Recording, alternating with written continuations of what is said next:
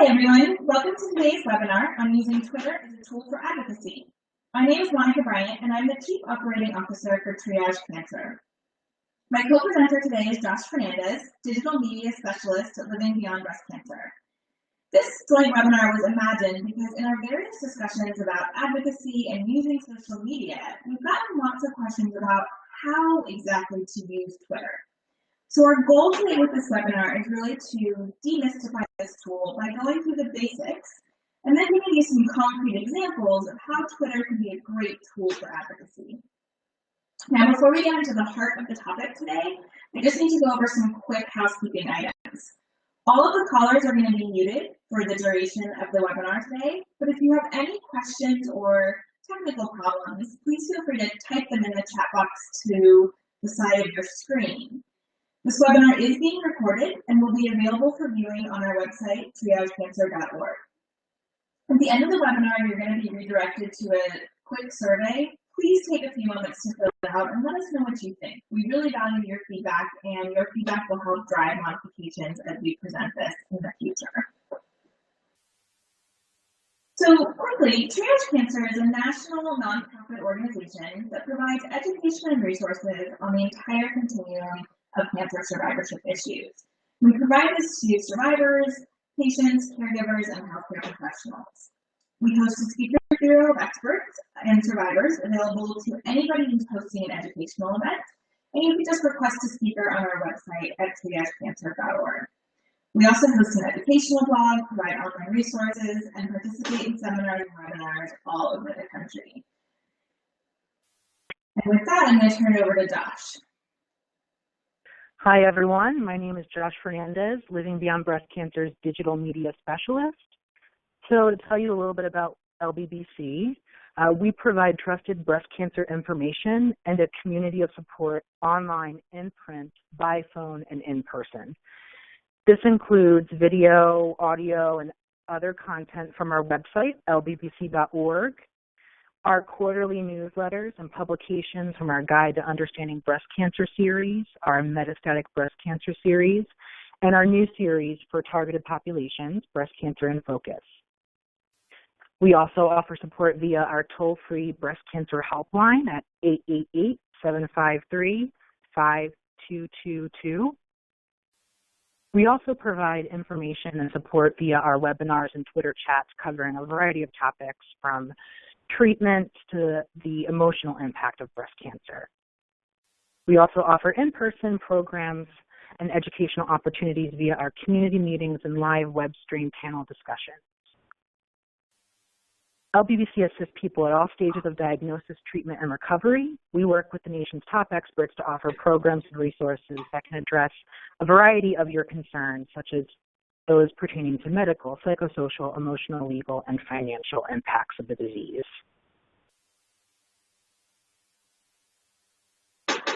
Now, our guess is that you wouldn't be on this call today if you didn't already engage in some sort of advocacy efforts on a daily basis. But to ensure that we're all on the same page, I want to quickly talk about the spectrum of advocacy.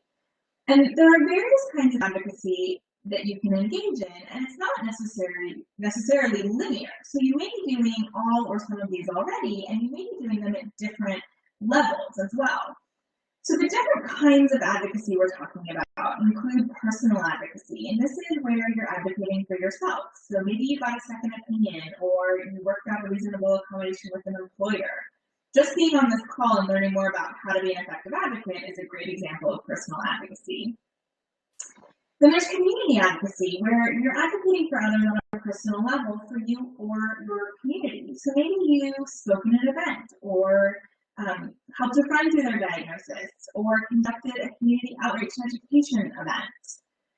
There's organizational advocacy, and this is when you're advocating specifically for an organization. So maybe you're a volunteer with LBBC, or maybe you've told other people about Triage Cancer and their services. That would all be organizational advocacy. Media advocacy is exactly what it sounds like. It's advocating through the media. So often people are intimidated by the idea of the media, and it can be a little scary maybe to go on camera and give an interview.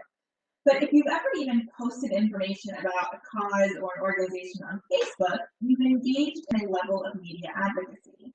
Maybe you've written a blog, an article, or a letter to the editor. Those are all examples. Then there's scientific advocacy. And you might be wondering how this could be possible, but maybe you even just sent out a Facebook or a message or a tweet about saying that we should raise more money for cancer research funding. That is an example of a very easy way to engage in scientific advocacy. Then there's policy. And this is where you're advocating for a new or changed policy. It might be that you've met with a federal elected official about a specific policy. Maybe you've signed a change.org, just blanked on the word, I apologize. You said, I support the idea that we aren't going to change the guidelines for breast cancer screening. That would be an example of policy advocacy. And then finally, there's legislative advocacy. And this is where you're advocating for new or changed specific legislation or propositions. And we're going to give you an example of that later on. But Twitter can be used in all of these instances of advocacy. And we're going to get into the details of how you can do that. But just kind of keep all of these different parts in mind as we talk. And you might be wondering why we're suggesting that Twitter is such an effective tool for advocacy. Well, first and foremost, Twitter enables us to have a very wide reach quickly. There are an estimated 232 million Twitter users worldwide. And now that doesn't mean that your tweet is going to be seen by all of these people, but it does have more potential to be seen when you compare it with other forms of social media, just by virtue of how Twitter operates. For example, your posts on Facebook are likely only going to be seen by your friends and maybe your friends' friends. But with Twitter, your tweets are published for the world to see. Now, there are pros and cons to that, but we're going to talk about how you can use Twitter effectively, whether or not you're being public about your cancer diagnosis. Secondly, Twitter can have an immediate impact. So Twitter moves very quickly. There are updates every second that you can see, and it gives you a timely way to interact with individuals. And then finally, Twitter allows us to reach multiple audience. So if you are a survivor, you could tweet at a healthcare institution that you're not necessarily personally connected to and still have a reach. So Twitter enables us to reach people that aren't necessarily just our friends.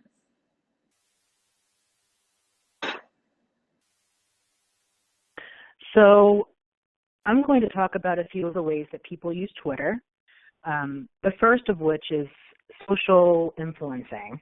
So a Twitter who's a social influencer is someone who posts consistently, which means, once or more a day. The more likely you post, the more likely you are to show up in other users' Twitter feeds. So you're seen more. These users also are very interactive. They respond to people, they retweet, they're sending call to actions, in the instance of advocacy, asking people to sign petitions or support research, for example. Another way people use Twitter is, to gather information and to be a social listener.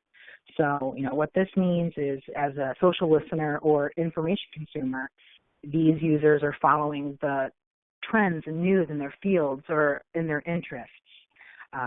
They know, what the hot topics are in their communities. They use Twitter as sort of a news feed for gathering information and, staying up to date on the causes they care about and, the major players involved. Another way to use it is to combine both of these different aspects, a sort of hybrid of being a social influencer and a social listener. So that means, not only using Twitter to gather information, but to respond to the information that you're seeing, retweeting influencers or commenting while you're retweeting. And I'll get to retweeting in a moment. We'll tell you more about that a little bit later. It's also, making sure that when you keep up with the trends, that you're also commenting on them and showing people your insights or opinions.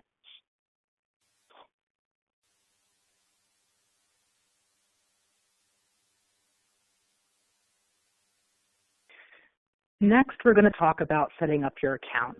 So now that we've talked about the ways to use Twitter and the importance of using Twitter, we're going to show you a quick demonstration of sort of what Twitter looks like when you're signing in and how to set up your account.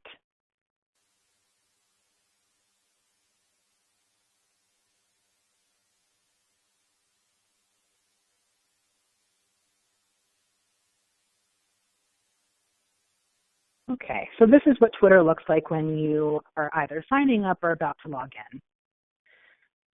When you sign up, it's going to ask you to fill out a little bit of information through a few different fields, such as your email and what kind of username you want.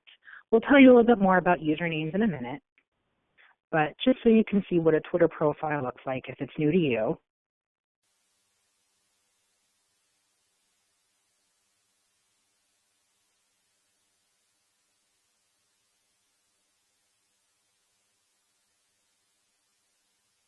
When you log into Twitter, this is what a timeline looks like on Twitter. This is what your feed looks like. It'll show you your tweets, your following, your followers. In the middle, and taking up most of the screen, the latest tweets.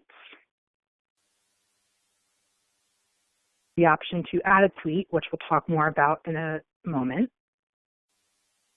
And in the top right corner, being able to look at your profile.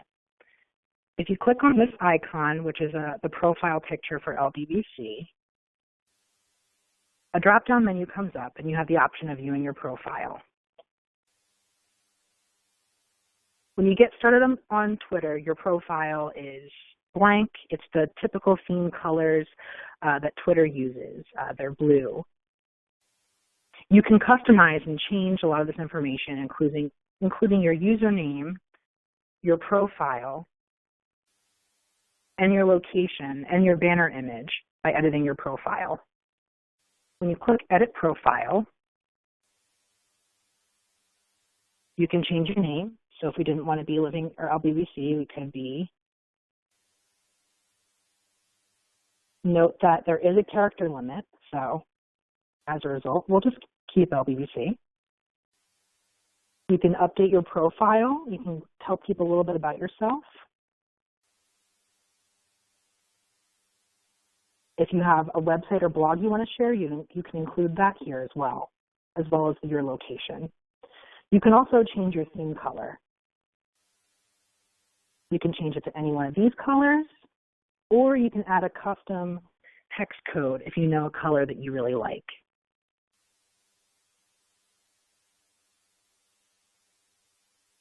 The other way to access settings, clicking on the icon in the top right corner again, go to Settings. This is how you can change your username, your email address, your security and privacy settings, your password, and your notifications. Here you can also find friends if you would like to using your email.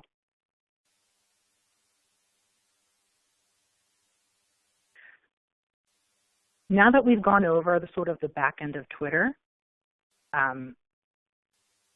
we're going to talk a little bit about account details, things that you should consider.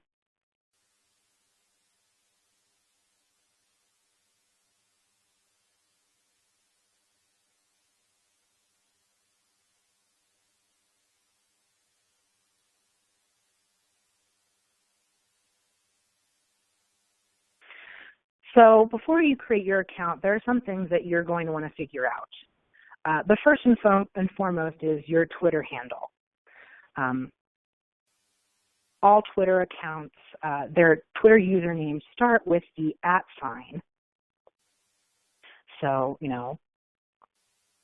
some people will use their full name, for example, @Josh Fernandez, if that were my Twitter username.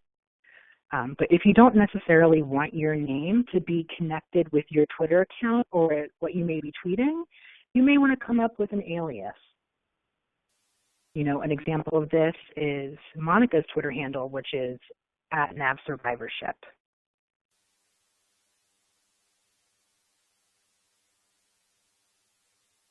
I'm going to show you some of this information in just a moment. So, for example, my username is just an abbreviated version of my full name.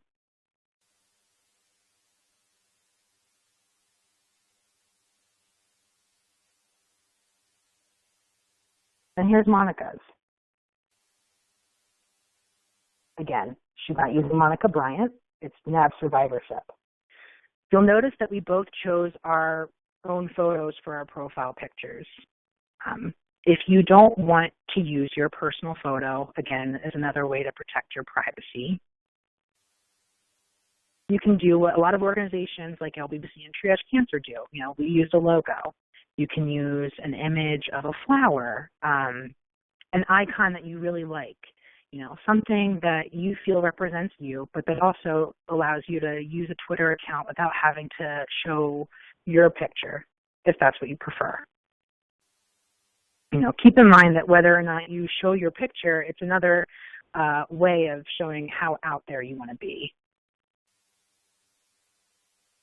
Your profile details is another area where you should decide whether or not there are details that you'd like to include. You don't necessarily have to share all the details of your entire life. A good rule of thumb when you're thinking of social media is don't include anything that you wouldn't want to have posted on the front page of a newspaper like the New York Times. Living Beyond Breast Cancer, it's our mission. Some other people might have some tongue-in-cheek sentence or a quote that they like. Or they may very briefly describe the purpose of of how they're using their Twitter, like if they're tweeting on behalf of people with breast cancer and for breast cancer advocacy.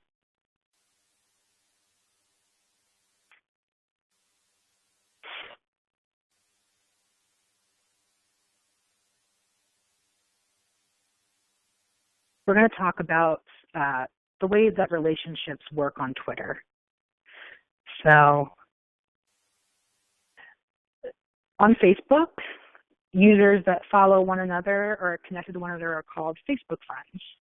On Twitter, it's, Twitter followers. Following does not equal friendship. And simply what that means is that, you can follow others even if they do not follow you. Depending on privacy settings, if you follow someone and they're public, but they don't follow you and you're private, they're not going to be able to see your tweets. You'll be able to see theirs. This goes back to how you want to use Twitter. If you want to be an influencer, you're going to want to follow people, as many people as you want that's relevant to your interests. If you want to be a consumer, if you want to be a consumer, you're also going to want to follow people. But it may not be important if they follow you back. And then if you want to be a hybrid, you're going to want to balance the two. You're going to want to follow people that are really important to you in terms of the content they're tweeting and the relationships and the reach that they can help you with in terms of your advocacy and outreach. A good rule of thumb is that if someone follows you, to help you follow them back or decide whether to follow them back, determine, if your interests align. Do you know that person personally? Is that person someone you want to build a relationship with in this Twitter sphere, as it's called? It's basically just etiquette on Twitter. You don't have to follow someone back. If you do, it's nice, and it may benefit you in the long run if it's someone that you're comfortable following. Composing a tweet. Unlike a lot of social media, Twitter has a character limit. The character is 140. That includes spaces and punctuation. So I'll show you what that looks like right now.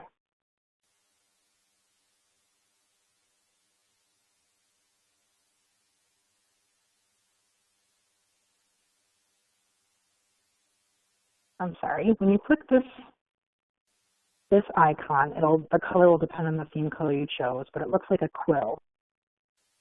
This is how you compose a tweet. You click that, and you can type out your tweet.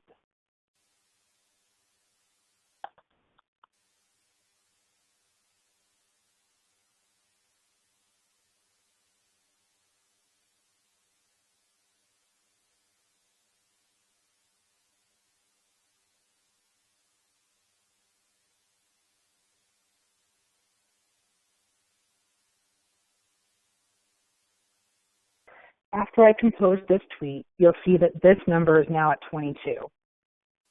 It means I have 22 characters left. This is how you can sort of keep track of the number of characters that you need to consider when you're typing out a tweet. Consider using word abbreviations, like instead of because, B/C. Instead of with, W and backslash. Instead of typing out the word and, use the ampersand. These are all different kinds of ways that you can save your characters so that you can really get to the meat of the tweet, really not have to worry about losing your messaging. Be creative, see how other users are abbreviating on Twitter. That's the best way to learn. Again, as a consumer, follow people that you think are doing a great job tweeting in the sort of areas of interest you have. See what they're using. What you'll notice is that you also have the option to add a photo, and you can also add a link. When you add a photo or a link, they do take away from your character count as well. But unlike when you type in a single letter or a number and you only lose one character, you lose a few characters when you add a photo or a link.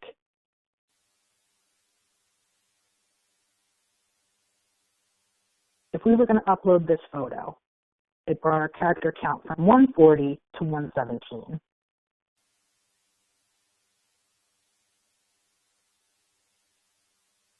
If we were going to add this link of an upcoming LBDC program,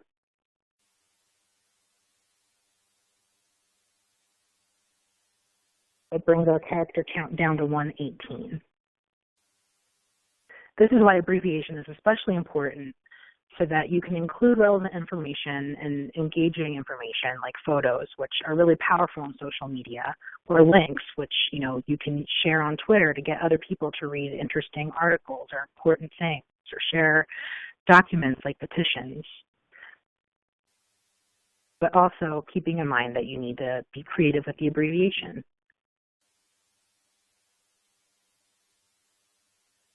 Recently, Twitter made it so that when you add a link, it cuts it off so that it's not taking off a lot of the character count.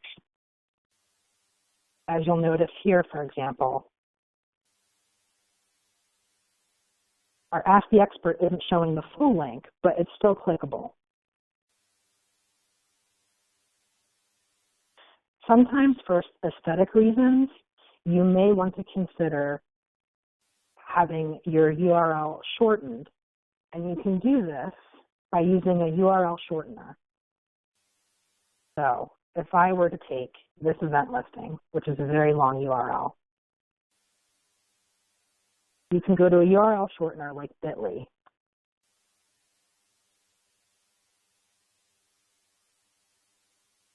You can paste the URL in here, and it shortens it.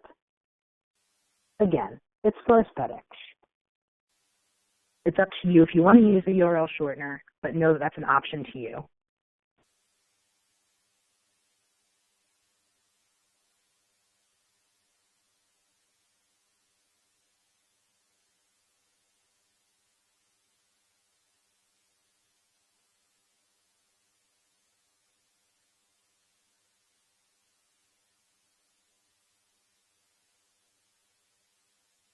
Another URL shortener you can use is tinyURL. There are a few of them out there, especially if you use social media tools, like, for example, there's one named Hootsuite that has its own URL shortener. Again, they were mostly used when Twitter didn't have the option of cutting the link characters, but now it does. So when you're composing a tweet, the other things that you can do besides adding images or links is tagging or tweeting at someone. Whereas Facebook, you can comment or tag someone in a post. Your tweet is the main method of communication. There's no post for you to comment on Twitter. You tweet at someone.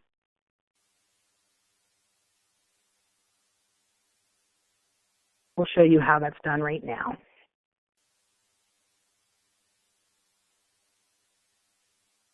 when you click on the tweet button, if you want to start a tweet with someone,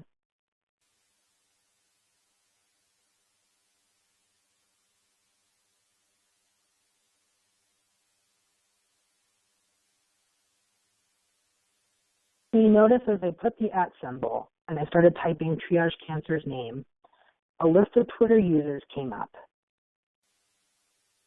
Make sure that when you're tweeting at someone, you're selecting the right username, or you can fully type it out on your own.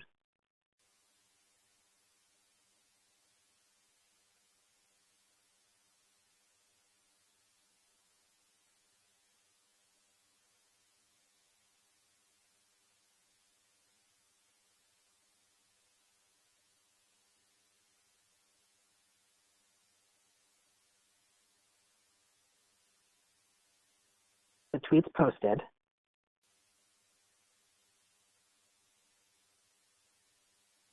That's how you can tweet at someone at random without having seen a tweet. Sometimes you're going to want to comment on someone's tweet from a timeline. To do this, you can hit the reply button on the tweet of the person you'd like to tweet back at. Twitter will then automatically populate the tweet box with the usernames of the people you're trying to tweet at. Another thing you can do to tweet at someone or to communicate with them via Twitter is to retweet them, which this is the equivalent of Facebook sharing. You can also favorite the tweet.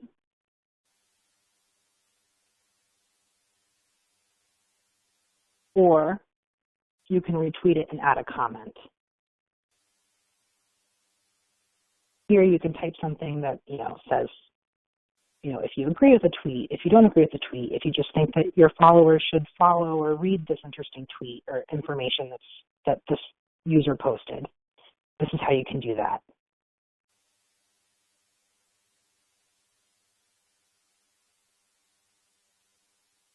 In the top left corner, the bell icon for notifications, when you click on that, this is a list of everyone who has favorited, retweeted, or wrote a tweet and used your name in it. This is a good way to keep track of people that you should be responding to and to see how people are communicating with you or about you on Twitter. For example, this tweet right here, Triage Cancer, talking about our webinar that we're producing right now. We have two notifications now. Triage Cancer retweeting our tweet and favoriting.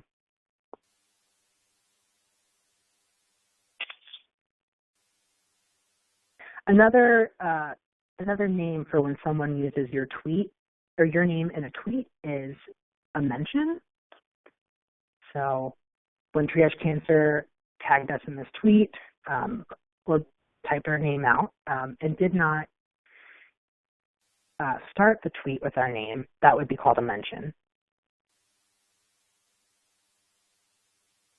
So this is the way that users interact with each other on Twitter and how it's different than Facebook. Another thing to note, if you go to your profile regarding when you favorite someone's tweet, it acts as a bookmark. So this is a list of all the tweets that we've favorited. So if you really like a tweet, don't hesitate to favorite it, especially if it's something that you want to look at later, or if it has an article or another piece of content, whether it be video or photo that you find interesting. If you want to type in a retweet without doing the retweet button, Twitter etiquette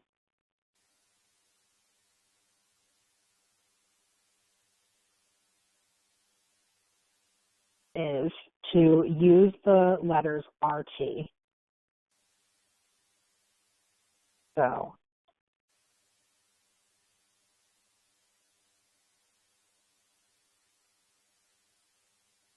copying this tweet in the tweet box, pasting, putting letters RT in the beginning of the tweet,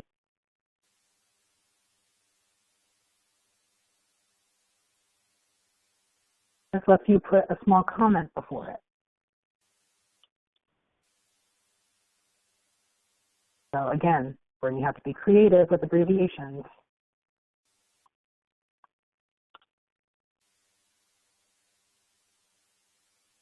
So say you wanted to shorten someone's tweet so that you could still have a sizable comment without worrying about the character count.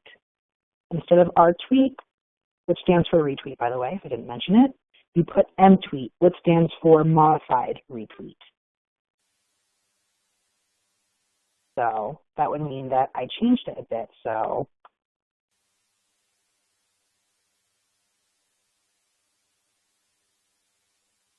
and then if I posted it like that, that would be a modified retweet.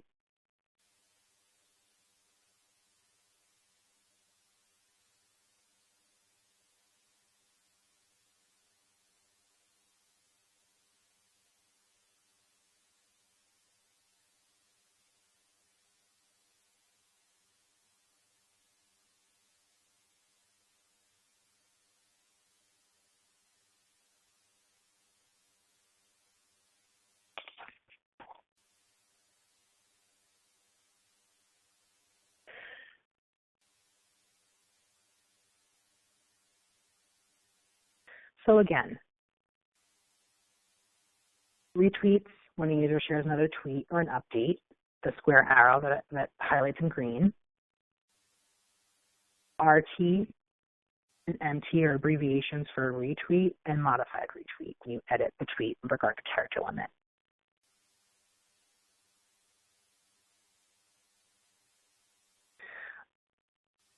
A major function of Twitter that a lot of other social media have adopted is a hashtag.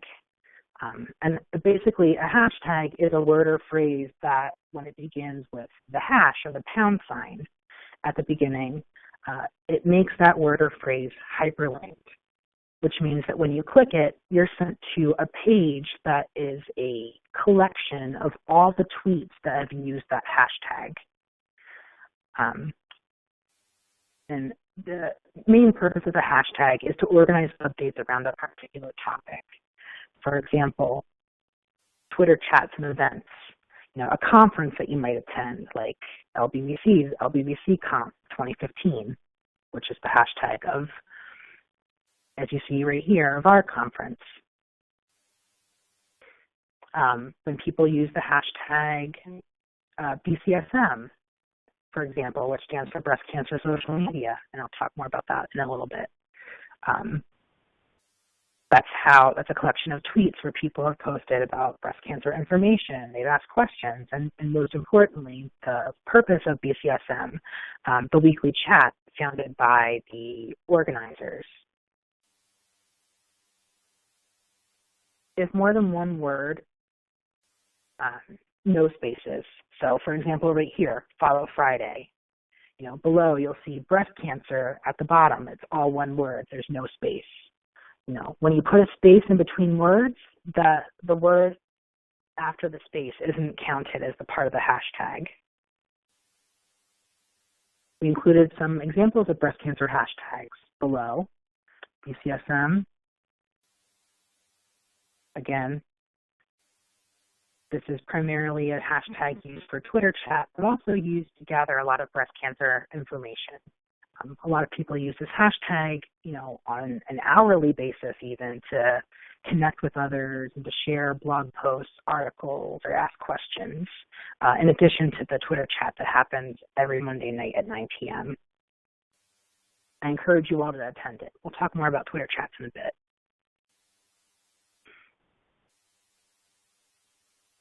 We'll show you what a hashtag looks like in real time real quick.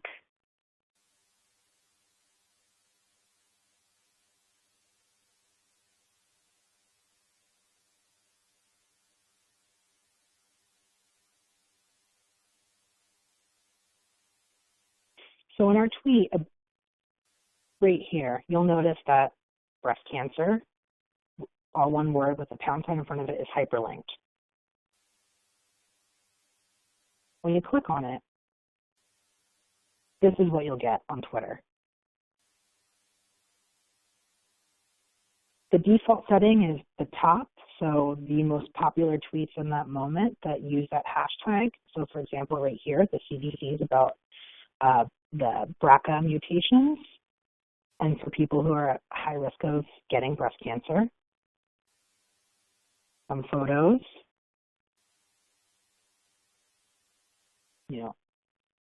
a news story, and some Twitter accounts that use the hashtag. If you want to see hashtag updates in real time, click live right next to the top.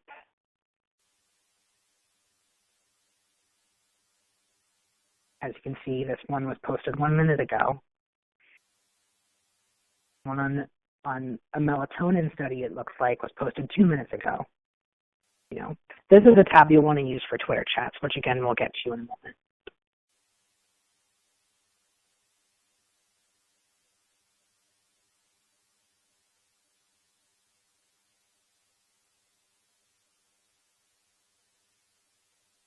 So think of hashtags. Think of hashtags as sort of like a library card catalog system. It's a way to group a bunch of different information, in using one tag. If you want to see a lot of information about breast cancer and BCSM is likely to have all the tweets related to breast cancer. If you want to see information about young adults who are diagnosed with cancer, looking at YA Cancer will show you the collection of tweets where young adults with cancer, their advocates, or even providers who tweet will have tweeted information and other messages regarding young adults with cancer.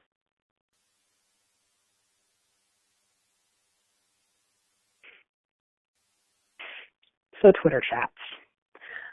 So a Twitter chat is an online chat that's threaded using a hashtag. Using BCSM as an example, so BCSM was founded by 3 women, a breast surgeon, Dr. Deanna Atai, Alicia Staley, a woman who was diagnosed with breast cancer, who is also a communications professional and advocate, and Jody Shoger, who also has breast cancer and is also a breast cancer advocate. Every Monday night at 9, they have a Twitter chat on a given topic within breast cancer. It can be something like the emotional impact of breast cancer, survivorship issues, metastatic breast cancer. Twitter chats, whether they're held weekly, monthly, quarterly, they're typically a chat that involves, that's public, that anyone can join using the hashtag, whether they just want to read along, whether they want to get involved and ask questions, or they want to respond to questions. To be a part of the conversation, you join by using the hashtag and following the live thread.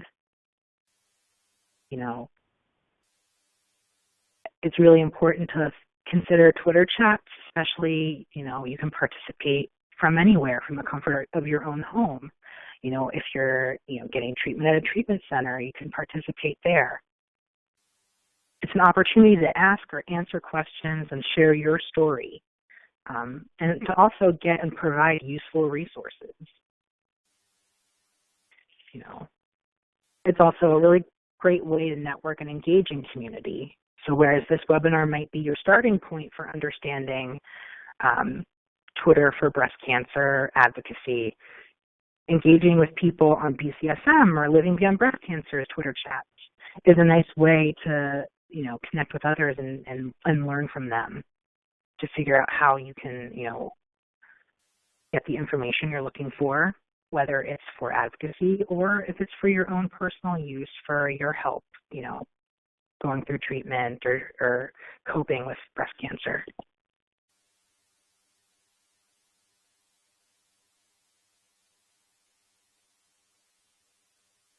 So I think Josh has given us a really extensive overview of how to use Twitter, and I hope that you've all found it really helpful, because I know when I started first using Twitter, it was like learning a whole new language and what are these symbols and how am I supposed to do this, and it takes a little while to kind of get used to it all and figure out all the different options. So I think Josh did an amazing job kind of breaking it all down for us.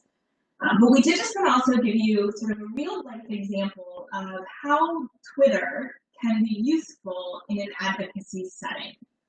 So we're going to go through an example, and this was a tweet that LBDC sent out saying, if hashtag breast cancer guidelines are finalized, millions of women 40 to 49 could lose access to mammograms. And you can see there's another hashtag in the tweet, stop the guidelines, and then there's a link. So if you were following LBDC on Twitter and this came up in your timeline, there's a couple of different options.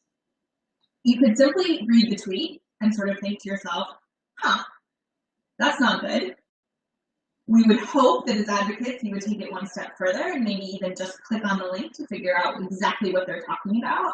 And this link would take you to a change.org petition where you could put in your name and address, and a letter would be generated to your elected official about these guidelines. So that's something where you could engage in advocacy in 30 seconds. Another way that you can engage in advocacy is clicking the like button. So as Josh mentioned, that's the star on the bottom of this tweet to show that you liked this tweet and you sort of support what the LBDC is saying. And it will add this tweet to your bookmarks. So if you wanted to sort of follow up on the hashtag stop the guidelines, you could at a later date. The next thing that you might do is click the retweet button, which is that sort of square with arrows again. And that would make this tweet, it would put this tweet inside of your specific followers. So there, you might have followers that have no interest in LBDC or don't know about LBDC or don't follow LBDC. By you retweeting their tweet, you're now expanding the reach of what they sent out. You could click the retweet button and add something of your own. So for example, you could tag somebody who's relevant. So maybe your elected official, if you wanted to talk to them about it, or maybe you want to make sure that your best friend who is really concerned about losing access to mammograms sees this tweet. You could tag them and that would notify them of this tweet. So those are all relatively simple and quick things that you can do to engage in advocacy from a tweet that somebody else sent out. But let's see if we want to take it one step further. You can actually use the content that LBDC created and create your own tweet. So let's say that this original tweet interested in you and you wanted to engage in advocacy. So I started to compose a tweet here to my followers. And there's a couple of things here that I want to point out. So my tweet is asking my followers to ask their members of Congress to support the legislation that's mentioned in LBDC's original tweet. So the things that I did correctly here in this tweet, so it says ask your members of Congress to stop new hashtag breast cancer guidelines and support at DWS tweets bill, hashtag stop the guidelines, and then I copied and pasted the same link and I CC'd LBDC. So the couple of things I did right here was I tagged the elected official. So I, from the change.org petition, realized that this was a bill created by Debbie Wasserman Schultz. So I happened to be following her, so it was easy for me just to put an @ and I kind of knew already what her handle was. If you didn't know what your elected official's handle was, there's a couple of ways you could find out. You could search their name in the search box like Josh showed you, or Triage Cancer on our website has a handy list of members of Congress handles, and the link is included at the end of the presentation. So tagging the elected officials is another way to sort of expand the reach of your tweet.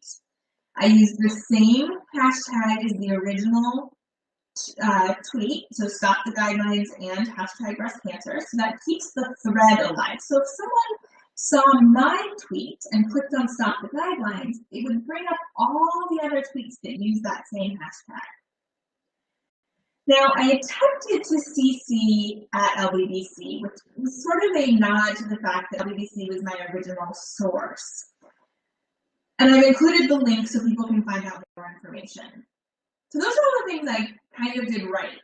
The thing that I did wrong in this tweet is the tweet's too long. So you can see that by the fact that it's indicated the red highlighting over the last two letters.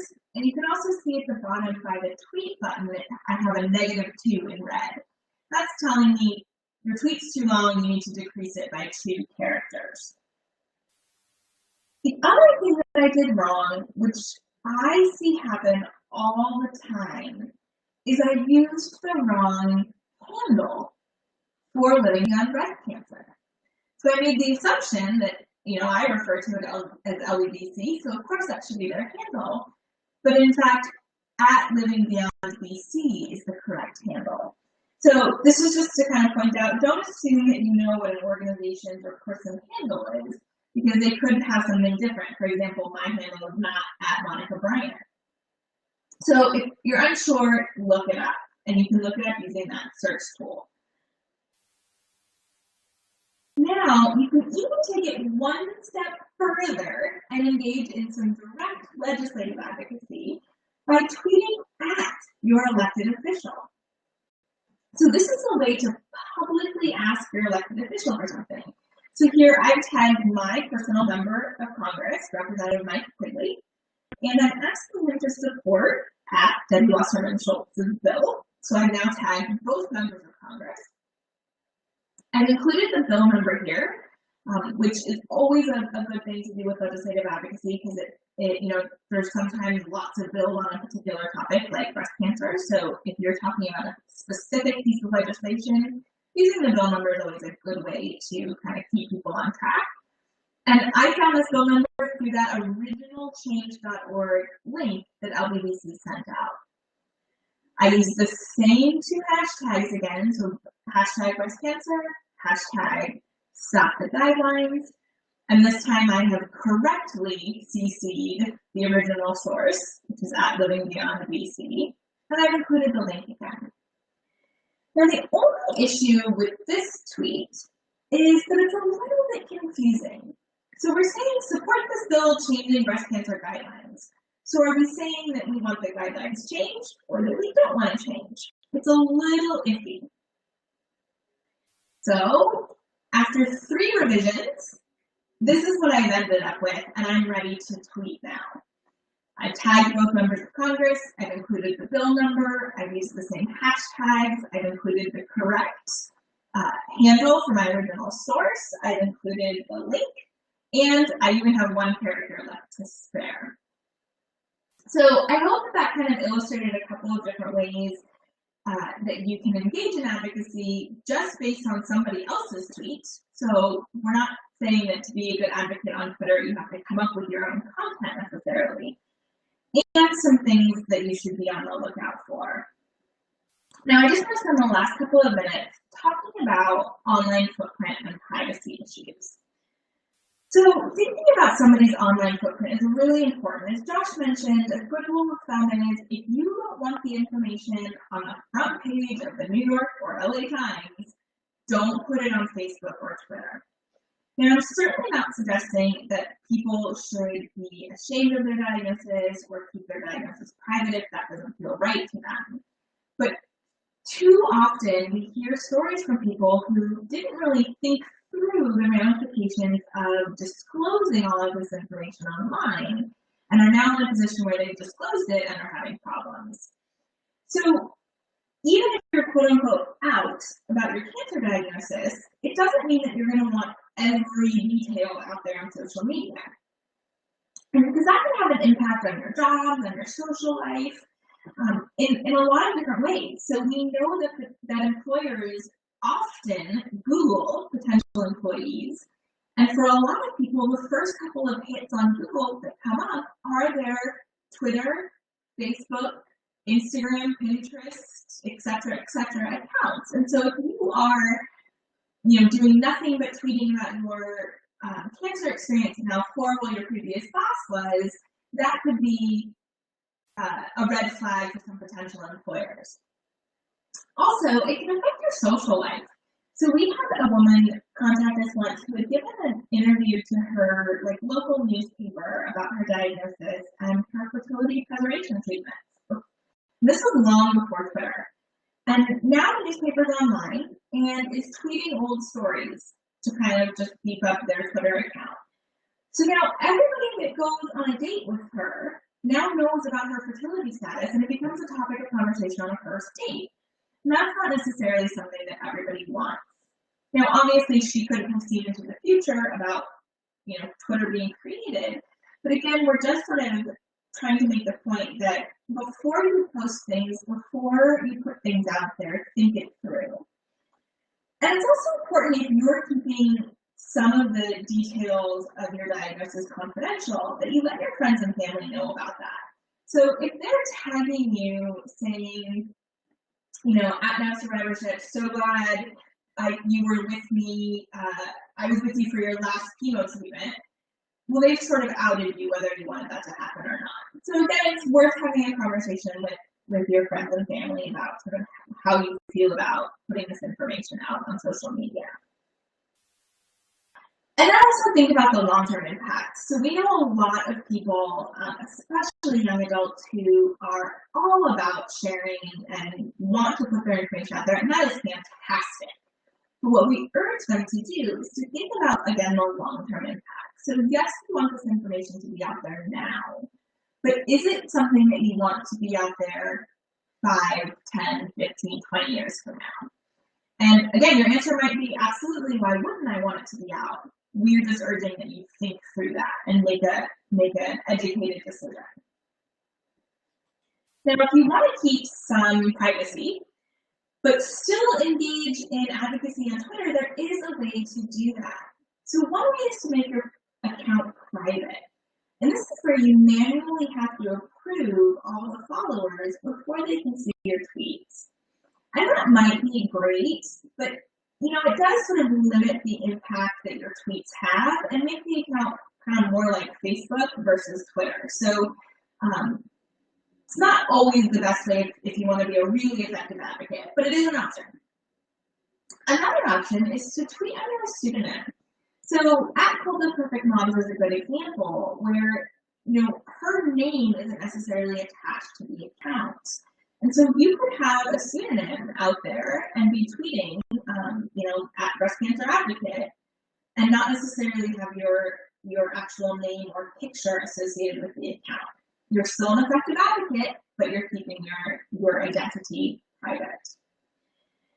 And then if you are already on Twitter and you have your username and your pictures out there and you're already tweeting, but you're not quite sure you want to be sort of very public about your diagnosis or your cancer status, you can still tweet about issues, but by keeping the message general.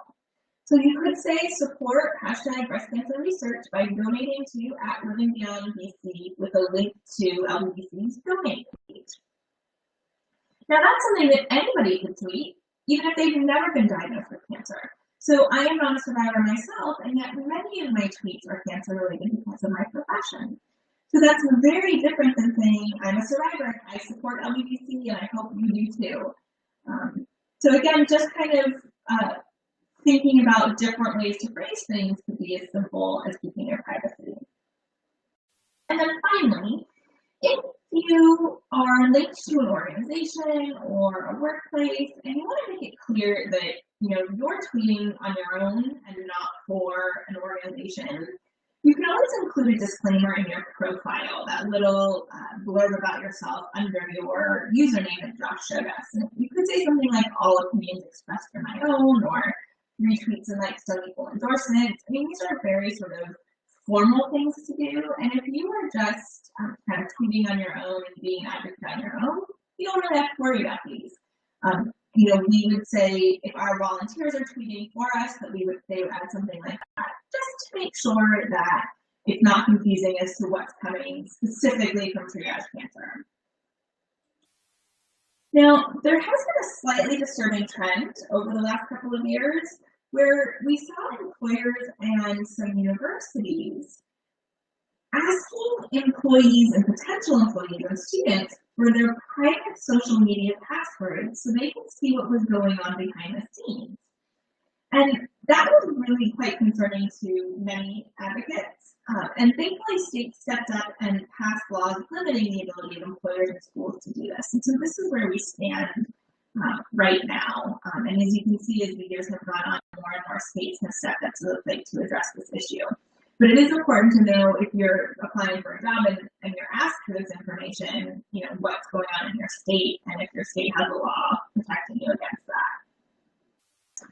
So at the end of this presentation here, we just included some resources for you, a great Twitter how-to, the list of congressional handles that I mentioned earlier, and then LBDC has a great handout about how to participate in a Twitter chat, because they really are sort of fun and an easy way to be an advocate from the comfort of your own home. And so with that, I think we can take some questions in the chat box for the next couple of minutes. Just feel free to type in your question and we will respond to that. And as people are doing that, I did just want to mention, we being Living Beyond Breast Cancer and Triage Cancer, have multiple learning opportunities for additional information. So Triage Cancer hosts webinars, our educational blog, we have resources for free, and then of course, we'd love for you to follow us on social media and sign up for our newsletter. And this is how you can find both of our organizations and contact information. So we'll just give it a couple more minutes to see if anybody has any questions. And Josh, is there anything else you wanted to add? I think that a lot of people are intimidated by Twitter. It's for some reason doesn't come as naturally as Facebook. But like anything, I think you just, practice. It's okay to make mistakes, to have, when you're tweeting, you learn from these things, as Monica showed, whether it's tagging the wrong username or using a wrong hashtag, or maybe, writing a sentence that, at the time, because you're trying to worry about the character count, makes sense. You realize, you look back and it may not have made sense to the people you were tweeting at. You have to be patient with yourself and really take the time to learn Twitter and practice it. You'll get better at it. So we have a great question. Can you tweet at somebody who you are not following? The question, yes, you can tweet at someone who you are not following. It gets tricky depending on privacy settings. I don't believe Twitter has changed this, but if you are private and you're tweeting at someone who has a public account or they're not following you, they're not going to be able to see that tweet. So again, that's something you're going to want to think about, when you're deciding on your privacy settings or whether or not you'll use an alias so you can stay public. So we have another question about if you can delete a tweet. You can delete a tweet. And again, that's the wonderful thing about when you type a tweet and, the next second you read it and realize you used the wrong hashtag or you used the wrong username. If you go to the bottom of the tweet, and I can show you this on the share screen right now real quick. So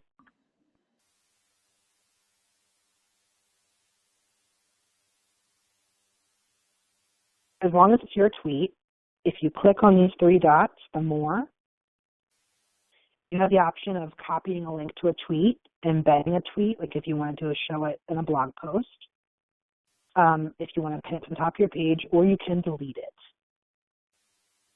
So that's, yes, you can delete as long as it's your own tweet.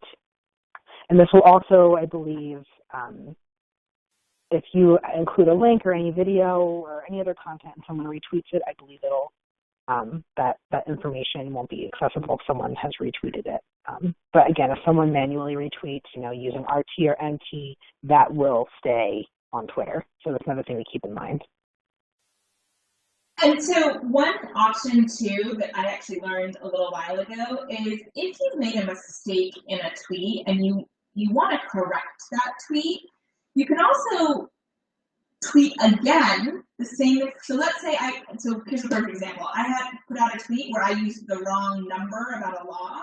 And so what I just did is wrote corrected tweet in capital letters at the front of my tweet, and then use the correct number again. So it showed people that the content is still important, but pay attention to this tweet too, because I corrected a piece of information in there. So that's another little trick that some people use. So I think the message that Josh and I want to portray here is don't be afraid to make a mistake. It's a quick, fast-moving entity, and people do make mistakes, but there are ways to fix it. Any other questions? Okay, well, since we're already a few minutes past the hour, I'm going to just say thank you so much to everybody who joined us. And I know, speaking on behalf of LBC and Triage Cancer, we really appreciate all of your advocacy efforts. We hope that you will connect with us on Twitter and Facebook. And remember that as I end this webinar, you're going to be redirected to a survey. So please do take a few minutes to fill it out because we really do value your opinions. So thank you all so much and have a great rest of the day. Yes, thank you all so much for your time, and we really hope this was helpful.